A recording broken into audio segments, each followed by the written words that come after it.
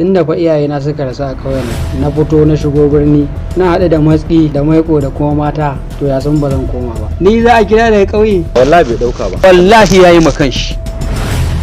Reza yanki ba ƙauye. Sunana Maryam amma an fi sani na da Slider. Kun san yadda na ɗauki shisha kamar ka zuƙe zunubi ne ka fidda lada. Ina hotunan da na baka da kuɗin da na baka? Suna shigen naira a radu.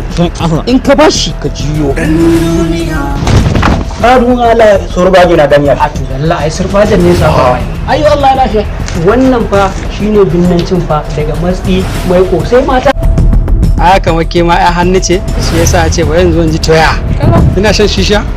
Sai ma Mu je daki na mana sai in hada miki. A radu ya da man ban ya sha man a radu yan wani ni ɗaya iska ne.